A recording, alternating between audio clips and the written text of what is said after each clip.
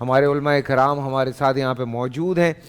بڑی خوبصورت گفتگو کا سلسلہ شروع ہوا اور موضوع بھی ایسا تھا کہ جس پہ مجھے لگا کہ شاید اگر ابھی ہم نے اس موضوع کو ختم کر دیا تو بات یہ رک جائے گی. اور اس بات میں بہت سارے ایسے سوالات آپ کے میرے ذہنوں میں آتے ہیں جس پہ ہم بات بھی کر رہے ہوتے ہیں.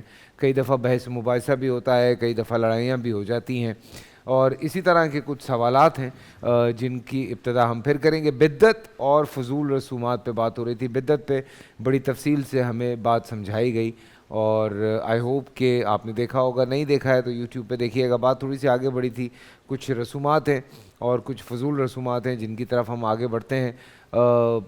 ہم جب بھی یہاں بیٹھتے ہیں کوشش یہ کرتے ہیں کہ کچھ نہ کچھ ایسا سیکھیں یا ایسا پڑھیں کہ جس کے بعد ہمارے لیے بہتری ہو.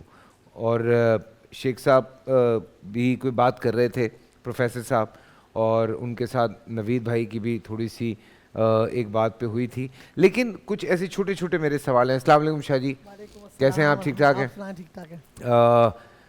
جیسے ہم نے لوگوں کو دیکھا کہ وہ قبر پہ کھڑے ہو کے اذان دیتے ہیں, یہ بھی کئی جگہ پہ پایا گیا ہے.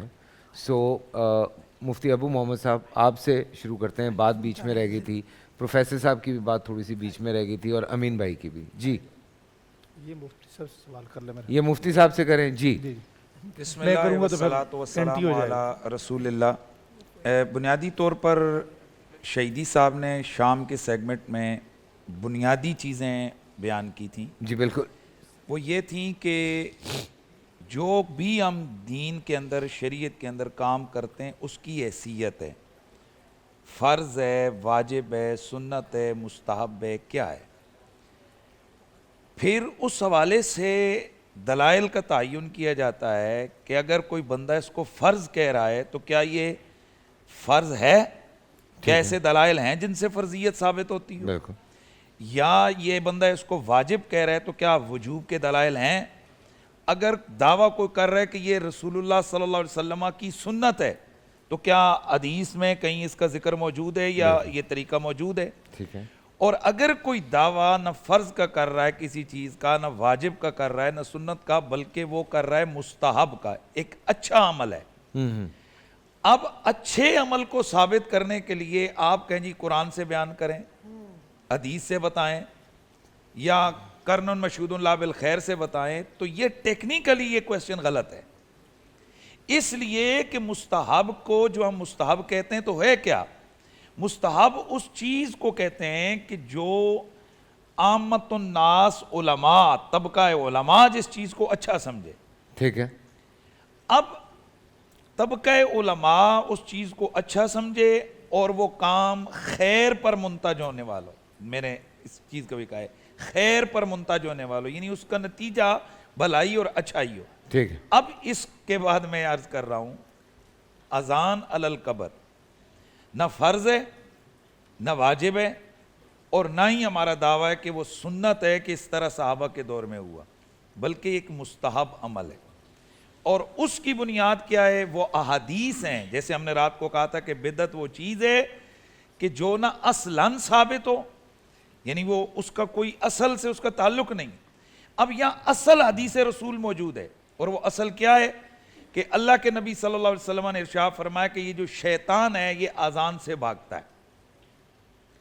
دوسری جگہ ہمارے یہاں ایسی مرویات موجود ہیں جن میں یہ موجود ہے کہ مستحب ہے کہ اذان ایسی جگہ دیے جائے جہاں وحشت ہے, یعنی تنگی سے, تکلیف سے, عذاب سے, پریشانی سے بچنے کے لیے اذان دی جائے تو اس سے امان ملتا ہے. بالکل. کووڈ کے دنوں میں جب لاک ڈاؤن تھا تو باقاعدہ مساجد میں اذانیں ہو رہی ہیں. یہ جو قبر کے اندر پڑا ہوا مردہ ہے اس سے حساب و کتاب ہوگا, اور یہ شدید آزمائش اور ابتلا کا کام ہے.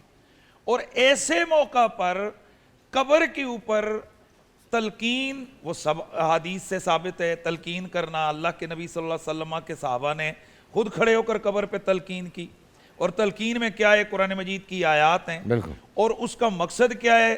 تقریباً اس پر اتفاق محدثین کرام کا کہ مقصد یہ ہے کہ وہ مردے کو جواب دینے میں آسانی ہوتی ہے. اب اسی تناظر میں آذان دی جاتی ہے, اور آذان بھی پوری نہیں دی جاتی ہے حی علی الصلاح حی علی الفلاح, بلکہ زیادہ تر یہ ہوتا ہے اللہ اکبر کلمہ توحید یعنی اشہد لا الہ الا اللہ اشہد ان محمد رسول اللہ. تو اس کا مقصد یہ ہے کہ ایک تو اس وحشت قبر کی دور ہو, مردے کی آسانی ہو, اور دوسرا یہ کہ اس کو جو سوال ہونے والے ہیں من ربک ما دینک ما کنت تقول فی ھذا الرجل, اس کے اندر اس کو آسانی ہو. اور یہ چیز ہمارے احناف جو فقہا ہیں انہوں نے اس کو پسندیدہ عمل قرار دیا ہے, جس کی وجہ سے ہم اس کو اچھا سمجھتے ہیں. ٹھیک ہے, اب اگر کوئی یہ کام نہیں کرتا تو ہم اس پہ طنز نہیں کرتے, ٹھیک ہے, نہ اس کو کہتے ہیں تو نے غلط کیا, تو نے کیوں یہ مردے کو تو نے کافر کر دیا فلاں, کوئی فتویٰ نہیں ہے اس پر.